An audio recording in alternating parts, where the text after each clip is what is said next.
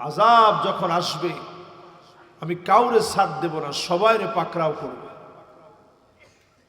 আযাব যখন আসবে সবাই পাকড়াও হয়ে যাবে।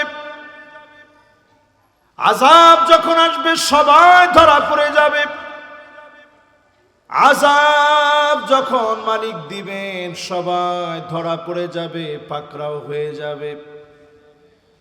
আল্লাহ পাকের পরই বলেন ওয়া'লামু, আর জেনে রাখো, আন্নাল্লাহ শাদীদুল ইকাব,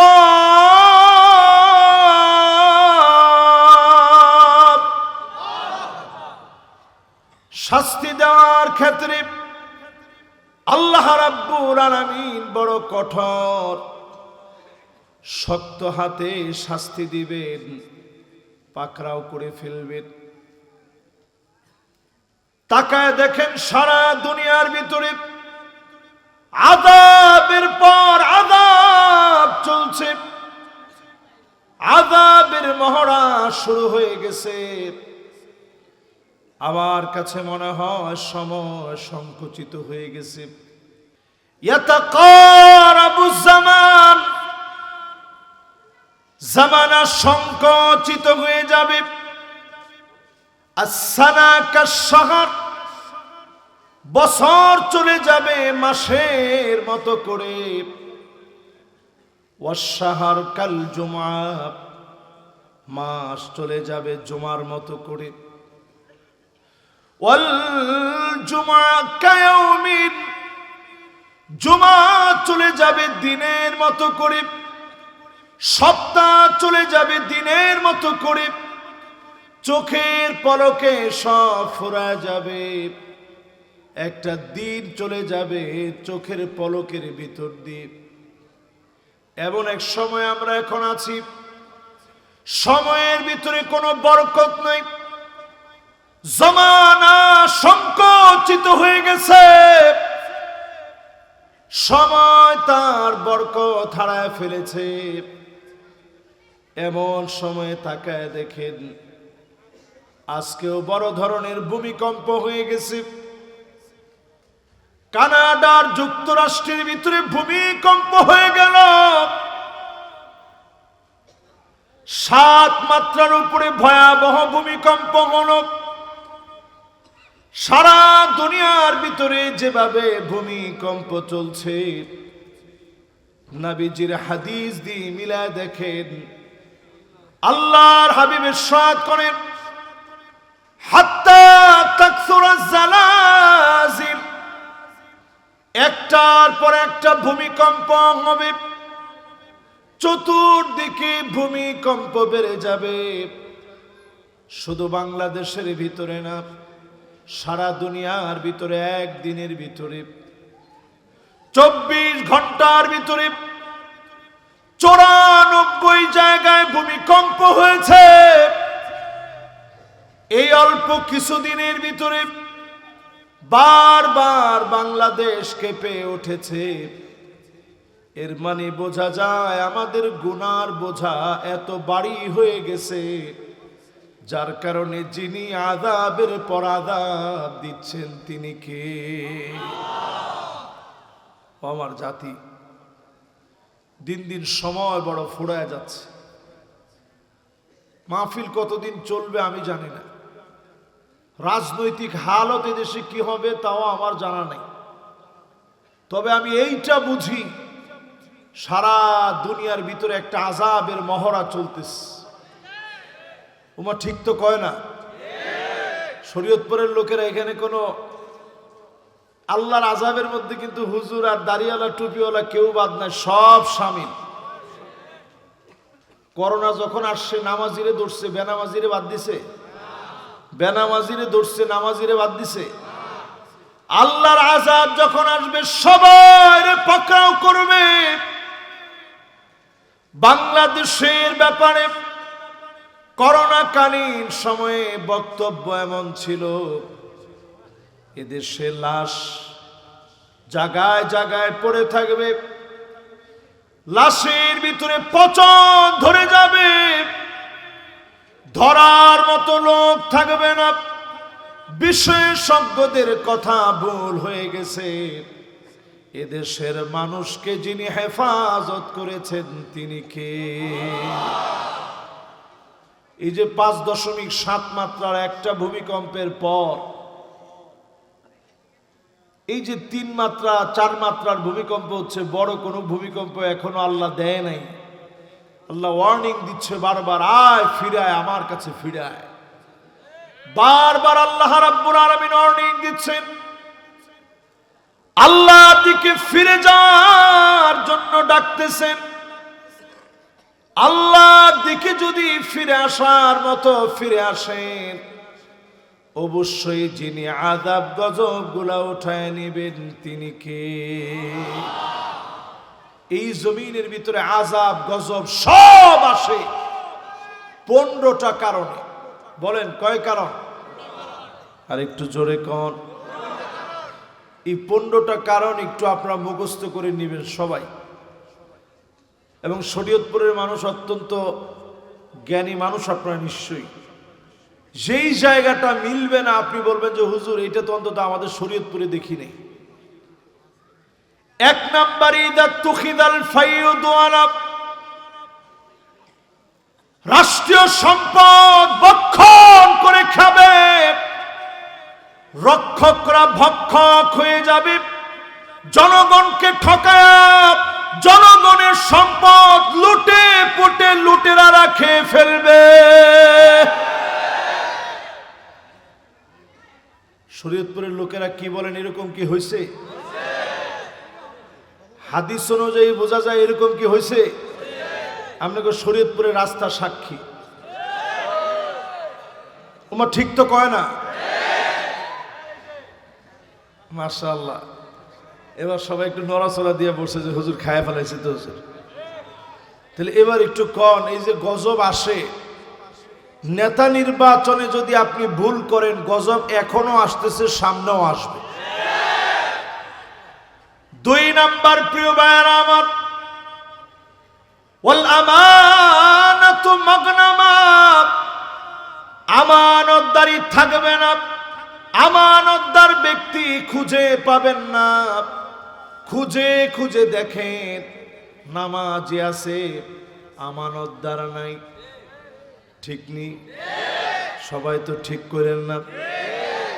আজ থেকে 40 বছর পিছনে আসেন, ওই সময় এরকম এটিএম বুথ আছিল? এখন যেরকম এটিএম কার্ড দেন দিয়ে টাকা বের করেন, ছিল এই সিস্টেম? এজেন্ট ব্যাংকিং ছিল বাজারে বাজারে, যে ডামুড্ডা বাজারের মধ্যে আছে, সব বাজারে বাজারে যে এজেন্ট ব্যাংকিং আছে, এটা ছিল? ছিল না। মানুষ টাকা রাখতো কার কাছে?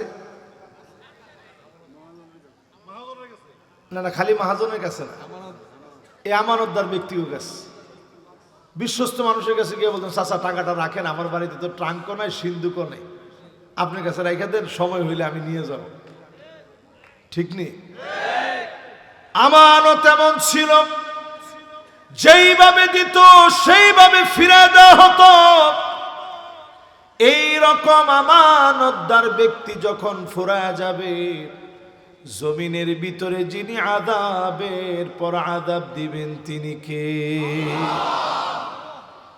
এইটা গেল এক রকমের আমানত।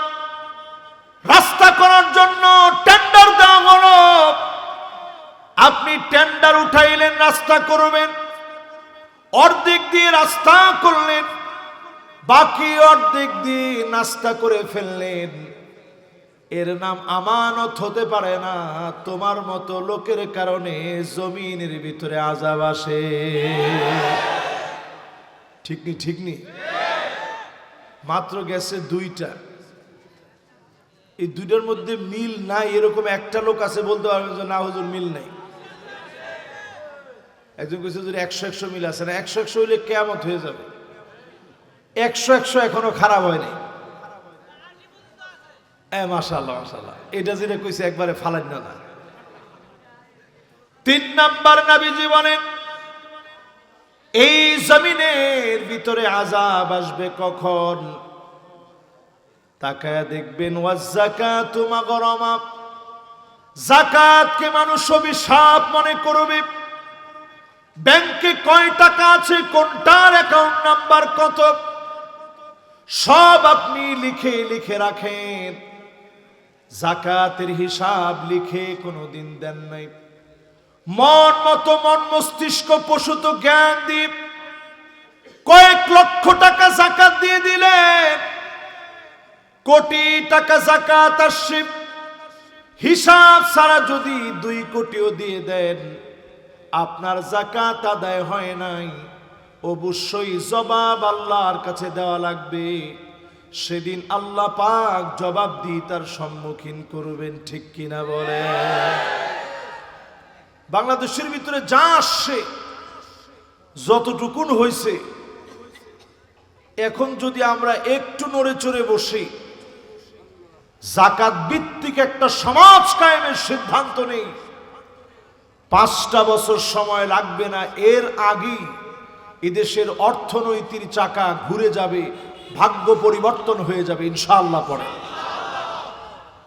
শুধুমাত্র এদেশটা যাকাত ভিত্তিক সমাজ ব্যবস্থা কায়েম করতে হবে। ধনীদের কাছ থেকে নেওয়া লাগবে, জোরে কর, ধনীদের কাছ থেকে দিবে কারে? হক বুঝায় দিবে। কিন্তু আমাদের দেশে দেখবেন যাকাত দেওয়ার নাম নাই, মাইক মারে যে ইনশাআল্লাহ অমুক ধনী ব্যক্তি দানবীরের ঘরে ইনশাআল্লাহ যাকাত দেওয়া হবে, আপনারা দলে দলে আসবেন।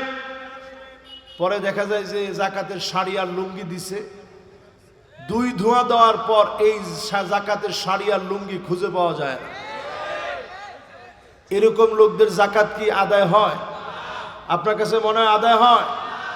যাকাত দিবেন আপনি হকদারের প্রয়োজন অনুসারে, যার টাকা লাগবে টাকা দিবেন, ঔষধ কিনা লাগবে কিনে দিবেন, চাউল লাগবে কিনে দিবেন। হাক্কুল লিসাইলি ওয়াল মাহরুম, বঞ্চিত মানুষের হকগুলো আদায় করবেন।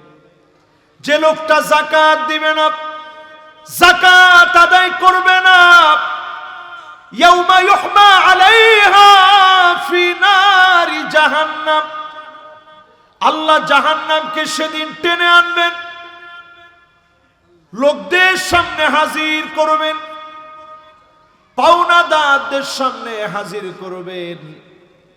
ধনী ব্যক্তিকে সেদিন দাঁড় করায় দিবেন। যেই সম্পদগুলোর যাকাত দেন নাই, অপবিত্র এই সম্পদগুলো জাহান্নামের আগুনের ভিতরে ফেলা হবে,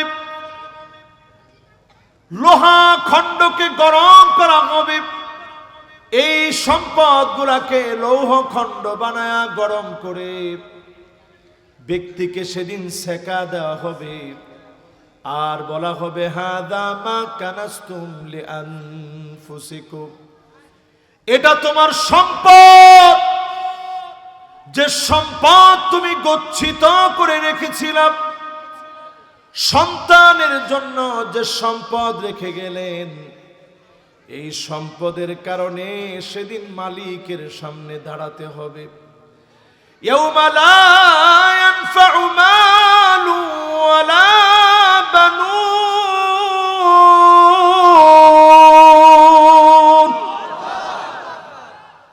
ছেলে মেয়ে সেদিন কোনো কাজে আসবে না,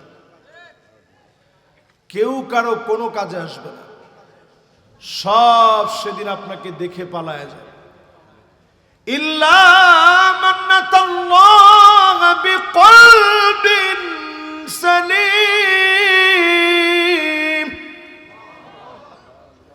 কেউ সেদিন কোনো কাজে আসবে না, সব সেদিন পড়ে থাকবে।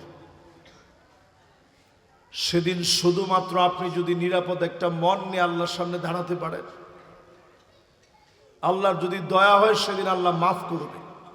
কতজনের সেদিন আল্লাহ কানে কানে ডেকে বলবে, গোলাম এই হচ্ছে তোর গুনার ভান্ডার। এক একজনের গুনাহ কেমন হবে, তাকায় দেখবে মাদ্দাল বাসার, দৃষ্টি যত দূর যাচ্ছে, এক একটা খাতা এত বড় বড়, সব তার গুনাহ দিয়ে ভরা। ব্যক্তি বলবে আল্লাহ বাঁচার কোনো উপায় নাই। সেদিন আল্লাহ রাব্বুল আলামিন দয়া করে গোলামদেরকে বাঁচাবেন, মাফ করে দিবেন, জান্নাতি বানায় দিবেন। একমাত্র যিনি মাফ করে দয়া করে জান্নাতি বানাবেন তিনি হলেন আমার আল্লাহ। ঠিক নি? ঠিক নি? তাহলে 3 নাম্বার যেটা বললাম এটাও আমাদের সমাজের ভিতরে আছে না নাই? বাংলাদেশের অবস্থা ভয়াবহ। আমরা এই সমাজের ভিতরে সব করলেও মৌলিক এই অপরাধগুলো আমরা প্রতিনিয়ত করতেছি। ঠিক না ভাই? 4 নম্বরে নবীজি বলেন ওয়াতুল্লিমা লিগাইরিদ্দিন, আলেম হবে, ইলম শিখবে,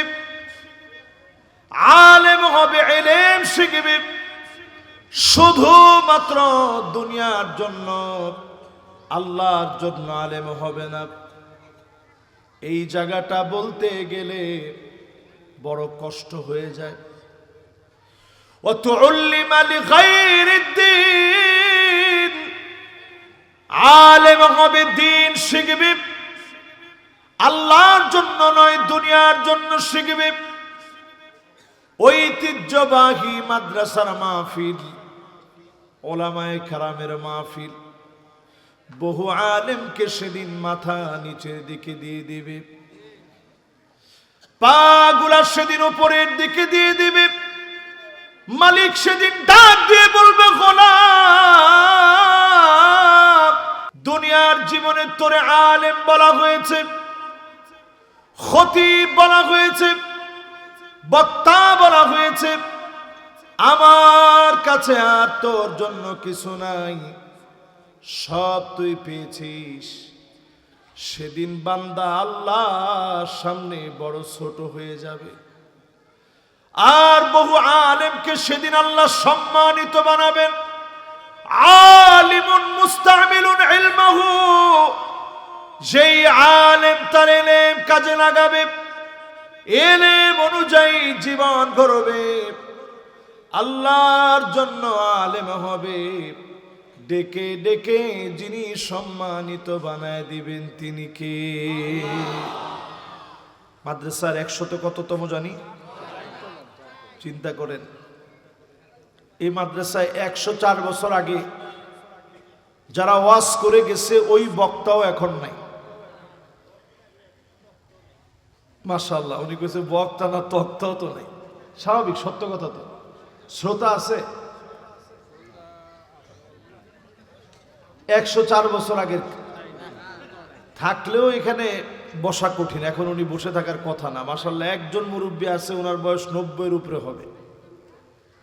যিনি তাকাইছেন আপনার কথা কইছে এরপরের পরের জন্য না? মাশাআল্লাহ, মাশাআল্লাহ, উনি মনোযোগ নিয়ে শুনতেছেন। তাহলে এবার আপনারা চিন্তা করেন, তখন ওয়াজ চলতো কি দিয়া? ধর্মে সুঙ্গাও না, মুখে মুখে। সুঙ্গা তো আমরাই দেখছি, সুঙ্গা তো আমরাই দেখছি আমরা ছোটবেলায়। মাশাআল্লাহ, এটা উনিও দেখছে। মাশাআল্লাহ, দেখেন এখন আমরা মাইক দিয়ে বয়ান করতেছি, তখন ওয়াজ চলতো খালি মুখে। মানুষ শুনতো তেমন, না বুঝলেও হেদায়েত হয়ে যেত। জোরে কোন আল্লাহু আকবার। প্রিয় ভাইয়ের আমার, এরপরে নবীজি আজ থেকে ১৫০০ বছর আগে আমাদের জন্য জানায় গেলেন। নবী সাল্লাল্লাহু আলাইহি ওয়াসাল্লাম বলে গেলেন 5 নম্বরে যে জন্য জমিনের বুকে আযাব আসবে, আতাআর রাজুলু ইমরাতাহু, এমন সময় আসবে স্ত্রীদের কথা স্বামী উঠবে আর বসবে, স্ত্রীর কথা মতো চলবে। এখনকার জামানায় তাকায় দেখেন, স্ত্রীর কথা মতো সব স্বামীরা চলে, ঠিক কিনা বলে? আমাদের দেশে মাহফিলটাই কেন যেন রুহ পাচ্ছি না, সব পাইতেছি, রুহ পাইতেছি না। আগামী বছর থেকে আবার তাবারক বন্ধ দিয়ে দিন। এই আওয়াজটা বন্ধই হয় না। এটা আমার কানে আসার আগে আব্দুল্লাহ তুমি এটা দেখো, এটা এখানে থাকো তুমি।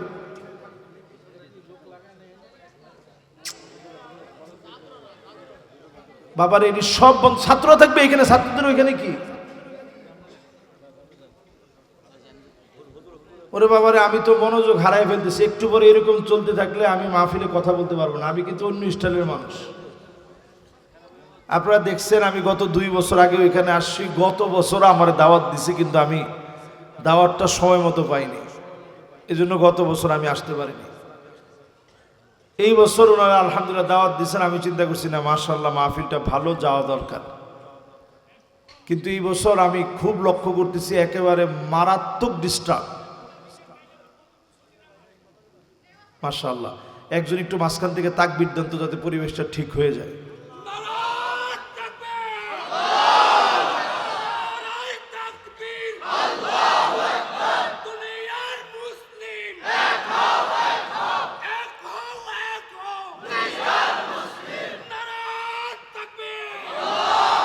মাশাআল্লাহ, একটা খুবই সুন্দর একটা স্লোগান দেওয়া হয়েছে। মুসলমানদের সামনের দুনিয়ায় এক হওয়া ছাড়া বাঁচার কোনো উপায় নাই। আগামীর পৃথিবীতে মুসলমানদের একমাত্র উপায় হচ্ছে শুধুমাত্র ঐক্যবদ্ধ হওয়ার মধ্য দিয়ে বাঁচতে হবে। জোরে করে আল্লাহু আকবার। আজকের রাত্রিতে হিসাব মিলায় দেখেন, 2 কোটি মুসলমান আজকের রাত্রিতে মার খেয়ে যাচ্ছে।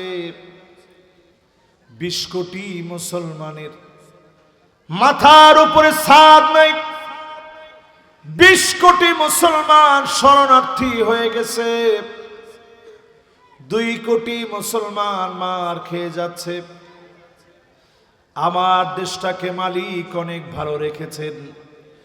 শুধুমাত্র যদি আল্লাহর গোলামি করেন, আগামীর পৃথিবীতে নেতৃত্ব দেওয়ার জন্য বাংলাদেশকে যিনি কবুল করবেন তিনি কে?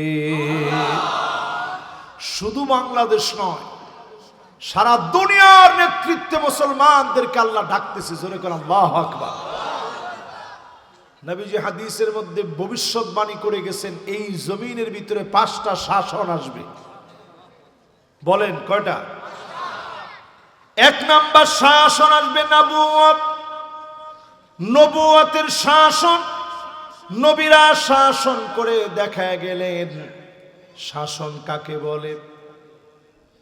আমার নবী যখন শাসন করলেন, চাটাইয়ের বিছানার উপরে নবীজি ঘুমালেন। দড়ি দিয়ে পাকানো বিছানায় ঘুমালেন। হযরত ওমর সালাম দিয়ে ঘরের ভিতরে প্রবেশ করলেন। আল্লাহ নবী ওমরকে দেখে উঠে বসলেন। পিঠের চাদরটা সরে গেল। হযরত ওমর তাকায় দেখে রাহমাতুল লিল আলামিনের পিঠের মধ্যে চাটাইয়ের দাগ পড়ে গেছে। ছোট বাচ্চার মতো হাওমাও করে কেঁদে ফেলছে। আল্লাহর হাবিব বলে, ওমর কোন জিনিস তোমার কাঁদায়? কেন তোমার চোখে পানি? হযরত ওমর বলেন, ওগো নবীজি, ইন্নাল কাসরা ওয়াল কাইসারা ফামা হুমা ফীহিমা। রোম পারস্যের সম্রাটদের কি এমন আছে যেটা আপনার কাছে নাই? সামান্য দুনিয়ার বাদশা তারা, কত শান শৌকত নিয়ে চলে। আপনি এত এত এত দামি নবী, আখিরি নবী, সাইয়্যিদুল মুরসালিন, তারপরেও কেন ঘুম থেকে উঠলে চাটের দাগ পড়ে যায়? আল্লাহর নবী বলেন, ওমর রে, ফালাহুমুদ দুনিয়া ওয়ালানাল আখিরা। তাদের জন্য শুধুমাত্র দুনিয়া, আমাদের জন্য যিনি আখিরাতের দুয়ার খুলে দিবেন তিনি কে? এই শাসন নবীজি দুনিয়ারে দেখাই দিয়ে গেছে। নবীজি যখন প্রেসিডেন্ট হলেন, শাসন করলেন, রাষ্ট্রনায়ক হলেন, তখনও তিনি সেই খেজুর পাতার চাটাইয়ের মধ্যেই শুইতেন। তখনও তিনি সেই দড়ি দিয়ে পেঁচানো সেই তোষকবিহীন বিছানার মধ্যেই নবীজি শুইতেন। পিঠের মধ্যে উঠলে দাগ পড়ে যেত। মুসালসাল এমন কয়েকটা মাস ছিল, একদিন যদি নবীজির ঘরের ভিতরে আগুন জ্বলত, অন্যদিন নবীজির চুলার ভিতরে আগুন নাই, খানার জন্য কষ্ট করেছেন, ফজরের নামাজের জন্য বের হতেন, নামাজ পড়ে জিকির আজকার করে এরপরে সূর্য উঠলে সূর্য ওঠার পরে অপেক্ষা করে নফল সালাত আদায় করে নবীজি আম্মা জানদেরকে বলতেন, ঘরের ভিতরে কি কোনো খাবার আছে? প্রায় সময় আম্মা জানরা জবাব দিতেন, ওগো নবীজি, ঘরের ভিতরে কোনো খাবার নাই। নবীজি বলতেন, যাও রোজা রেখে ফেললাম। একবারের জন্য নবীজি মনের ভিতরে কোনো কষ্ট নেন নাই, আল্লাহর কাছে অভিযোগ করেন নাই, না খেয়ে আমি নবী হওয়া সত্ত্বেও কেন আল্লাহ আপনি কষ্ট দিলেন। না খেয়ে সাহারি এক ডুব পানি পান নাই, একটা খেজুর পান নাই, না খেয়ে নবীজি সবর করে ফেলতেন। এই সবরের কারণে আমাদেরকে 3 বেলা যিনি খাওয়া ভালো রেখেছেন তিনি কে? নবীজির সবরের কারণে আমরা খেয়ে আসি। আজকের সৌদি আরব খানা ফেলে দেয়, অর্ধেক খাইলে অর্ধেক খায় না, অথচ সাহাবাই কেরাম কয়েকটা খেজুর এইটা নিয়ে কি কষ্ট করে দিন কাটাইছে। নবীজির জীবনে সারিদ নামে একটা পছন্দের খাবার ছিল। সবার মনোযোগ আছে? মাশাআল্লাহ। এই যে এখন পরিবেশটা একটু সুন্দর হয়েছে, এই দিলটা এখন নরম হইতেছে। দিল নরম হওয়ার জন্য তো বক্তার দিল আগে নরম হইতে হবে। বক্তার দিল যদি নরম না হয়, ওই কথার ভিতরে সুর থাকবে কিন্তু নূর থাকবে না। একটু চিন্তা করেন, আজকেও যখন আমি ডামুড্ডার হুজুরের বাসায় আজকে মেহমানদারি করানো হয়েছে, কত আইটেমের কত খাবার খাওয়ানো হলো। আমি তখন খাওয়ার সময় চিন্তা করতেছিলাম যে আহারে কত আইটেমের খাবার, অথচ এতগুলো খাবার আমার হাবিবের পছন্দের তালিকায় না থাকলেও পছন্দের তালিকায় ছিল সারিদ নামক একটা খাবার। একটু রুটি একটু ঝুল মিশায়া নবীজি খাইতেন। এই খানাটা নবীজির কাছে পছন্দনীয় হওয়া সত্ত্বেও এটা বছরে খুব বেশি নবীজি খেতে পারেন না, খুব অল্প স্বল্প পেয়েছেন। আল্লাহ রাব্বুল আলামিন যে রিজিক আমাদেরকে দিলেন, এই রিজিক পাওয়ার পরেও নামাজের দিকে যিনি গেলেন না, আল্লাহর খেয়ে আল্লাহর পরে প্রতিনিয়ত নাফরমানি করলেন, অবশ্যই যার সামনে দাঁড়ায়া জবাব দিতে হবে তিনি কে? বলছিলাম 4 নাম্বার যে কারণে জমিনে ভূমিকম্প আসে, 4 নাম্বার কারণ স্ত্রীদের কথায় স্বামীরা উঠবে আর বসবে। এই চিত্র এখন বাংলাদেশে নতুন না পুরান? এত বাড়ছে, এখন পুরান হয়ে গেছে। একটু চিন্তা করেন, 80% একজন মুরব্বী বলছে, অথচ আজকে থেকে 40 বছর লাগবে না, 30 বছর পিছনে যান, তখনকার সময় নারীরা স্ত্রী যারা ছিলেন স্বামীদেরকে নাম ধরে ডাকবে, দূরে থাক, চোখে চোখে তাকায় কথা বলতে পারতো না। ঠিক না? ঠিক না? আর এখন চোখে চোখে তাকায় এত কথা বলেই, নাম ধরে তো ডাকি, সাথে পারলে দু একটা গালিও দেয়, ঠিক কিনা কন? একজনে কইছে দু একটা না হুজুর, সব গালি দেয়, কোনো গালি মাপ নাই। একজনে কইছে হুজুর মারেও। না না, এই যে কথাটা কইছে না, এটা কিন্তু ফালায় দেওয়ার কথা বলে নাই, এগুলো সব হাদিসের মধ্যে আসছে, এই কথাটাই সে বলছে। এমন সময় আসবে আন্নানা, অধিকাংশ মহিলা এমন হবে, বলবে সব আমার নামে লিখে দে, অন্য কারোর জন্য 1 টাকা তুই খরচ করতে পারবি না। ঠিক কইছে, যেগুলা বিয়ে করে না এগুলা। এরপরে দেখবেন মান্নানা, কথায় কথায় খোঁটা দিবে, আমি দেখে তোমার ঘর করে খেলাম, অন্য মহিলা হইলে খেত না। এটাও কইছে, ওর বয়স 15 বছর হবে। এবার একটু আপনারা বলেন তো, আসলে এটাও এখন হয় কি হয় না? এরপরে দেখবেন হান্নানা, এটা কেমন? সারাদিন কষ্ট করে আপনি আসছেন, আইসা বলছেন একটু 1 গ্লাস পানি দিও তো, খুব ক্লান্ত লাগতেছে। এমন একটা বেসকি দিছে যে আরে বাপরে বাপ, আপনি একলাই কষ্ট করেন। ওনার বেসকি শুনে আপনি বলতেছেন যে না, আসলে আমার পানি পিপাসাই লাগে না, দুষ্টামি করছে। এরপরে দেখবেন কান্নান, আপনার ছায়াই দেখতে পারেন, যেইখানে দেখে ওইখান থেকে, আর আপনি একটু সরেন, এই ঘরটা ঝাড়ু দিব, এই সোফাটা পরিষ্কার করব, এই বিছনাটা চাদরটা টান দিব।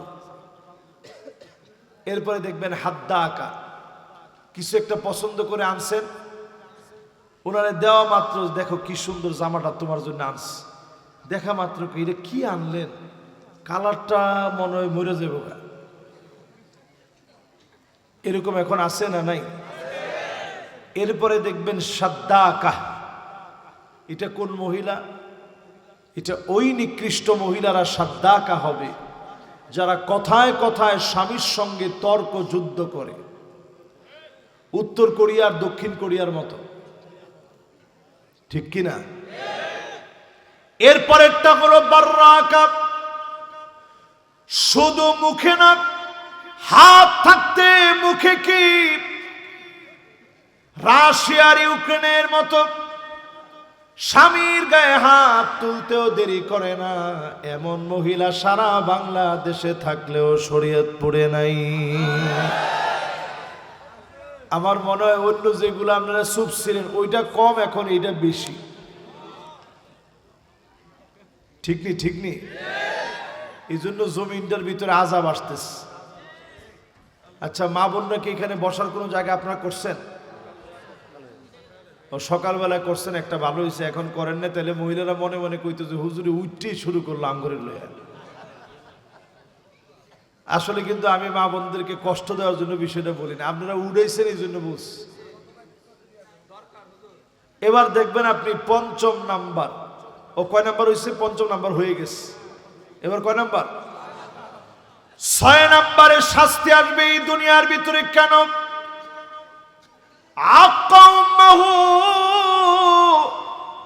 মাকে সন্তান বড় কষ্ট দিবে, মায়ের সঙ্গে সন্তান বড় বেয়াদবি করবে, মাকে দুঃখ দিয়ে সন্তান কথা বলবে। এমন সন্তান আমরা দেখেছি মাকে গোয়াল ঘরে শোয়া রেখেছে, নিজে কম্বল দিয়ে আরাম করে ঘুমায়, মা ঘুমায় গোয়াল ঘরে। পুলিশ গিয়ে মাকে উদ্ধার করে এনেছে। মাকে বলতেছে, মা রে, তোমার কি কোনো অভিযোগ আছে নাকি? মা জবাব দিয়ে বলে, কোনো অভিযোগ আমার নাই, তবে আমার মনে একটু ব্যথা আছে। আমার ছোট্ট পেটের ভিতরে আমার কলিজাটারে জায়গা দিলাম, সন্তানটা কত লাথি মেরেছে আমি মা কিছু মনে করি নাই, ওর নড়াচড়া গুনে গুনে রাখলাম, ওর বড় হওয়াটা গুনে গুনে রাখলাম। সেই সন্তান আমার অনেক বড় বাড়ি করেছে, সবার জায়গা হয়েছে, আমি মায়ের জায়গা হয় না। এমন যখন মারে পর বানায় দিবেন, ওয়াসাহিবুহুমা ফিদ দুনিয়া মা'রুফা,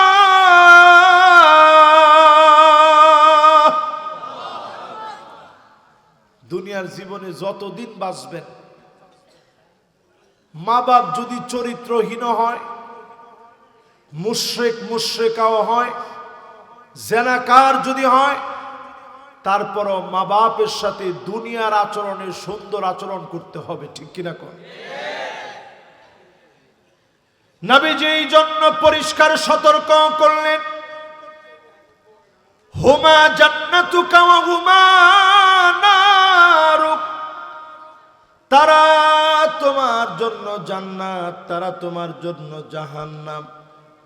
মা বাপ যদি খুশি হয়ে যায়, রিদার রাব্বি রিদাল ওয়ালিদ, মা বাপ যদি খুশি হয়ে যায়, যিনি খুশি হয়ে যাবেন তিনি কে? এখানে যারা বসছেন অন্তত আপনার বউরে বলে রাখবেন, আমার মায় যখন আসবো যা আছে তাই দিবা, যদ্দূর আছে তদ্দূর দিবা, আমরা যা খাই মা তা খাবে। এই দুনিয়ার ভিতরে কেউ মা বাপকে কষ্ট দিয়ে বড় হতে পারে নাই।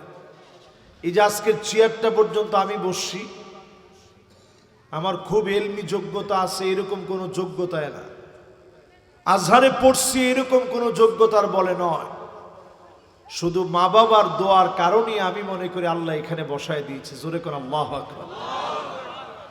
এই পৃথিবীর সবার চিত্র একরকম, মা বাবার দোয়া নেন, মা বাপ যদি খুশি হয়ে যান, স্বয়ং মালিক খুশি হয়ে যাবেন। মা বাপ যদি বেজার হয়ে যায়, যিনি বেজার হয়ে যাবেন তিনি কে? 6 নাম্বার শেষ, এবার 7 নাম্বারটায় চলেন। আপনাদের হাতের সময় আছে তো ইনশাআল্লাহ? আমার হাতেও সময় আছে, আর আধা ঘন্টা থেকে একটু বেশি। ইনশাআল্লাহ আমরা 12টার মধ্যে মাহফিল শেষ করার চেষ্টা করব। কমিটিও আমাকে এটাই বলছে, ইনশাআল্লাহ বলেন। রাজি আছেন আপনারা? কেউ যাবেন না তো? মাশাআল্লাহ, সবাই মনোযোগ নিয়ে শুনতেছেন। আমি কিন্তু একটু পরে মাঝে মাঝে আবার ধরবো যে কোনটা ভুলে গেছেন দেখবো আমি। আচ্ছা, এই যে এই পর্যন্ত বললাম, 6 পর্যন্ত হয়েছে না? এই 6 পর্যন্ত শোনার পরে আপনার কাছে কি মনে হচ্ছে যে কোনোটা বাদ আছে? 7 নম্বরে প্রিয় ভাইরা আমার, আদনা সাদিকহু, বন্ধুরা বন্ধুর জন্য বড় পাগল হয়ে যাবে। বন্ধুদের কারণে মানুষ গুনাহের দিকে লিপ্ত হয়ে যাবে। গুনার কাজ মানুষের বন্ধুত্ব বাড়ায় দিবে, গুনাহের কাজের জন্য বন্ধুত্ব হবে। এখনকার জেনারেশন এমন হয়ে গেছে, অনেক সময় দেখবেন অন্য এলাকার ছেলে ইয়াবা বিক্রি করে, এ এলাকার ছেলে মুহূর্তের ভিতরে অন্য এলাকার ছেলেকে আপন বানায় নেয়। শুধুমাত্র গুনাহের কারণে একজন আরেকজনকে বন্ধু বানায় নিবে, ঠিক কিনা বলে? বর্তমানে এই পৃথিবীটা ক্রমশ আযাবের দিকে যাচ্ছে। সামনের দিন আপনি দেখবেন, আপনি কিছু বলা লাগবে না, সব আসমান থেকে আল্লাহ রাব্বুল আলামিন নিজে বলবে, ঠিক কিনা বলে? শুরু হয়ে গেছে অলরেডি। আপনি মনে করতেছেন হুজুর বাংলাদেশে তো মাত্র 5.7 মাত্রার একটা ভূমিকম্প আসছে। ওই দিনের মাত্রাটাই হইতো 7.5 মাত্রা। শুধু জুমার নামাজ সামনে রেখে আল্লাহর মায়া হয়ে গেছে, আল্লাহ থামায় দিচ্ছে। শুধু যদি 7.5 মাত্রার হইতো, আজকে আপনাদের বক্তা এখানে বসে ওয়াজ করতে পারতো না, শেষ। ঢাকা শহরটা হাজার হাজার বিল্ডিং ভেঙে পড়ত। পুরাটা ঢাকা শহর একটা অগ্নিকুণ্ডে রূপান্তরিত হয়ে যেত। আল্লাহর কত দয়া, কত মায়া। ওদিন খুব সামান্য 5.7 মাত্রার ভিতরে আল্লাহ সারায় দিচ্ছে।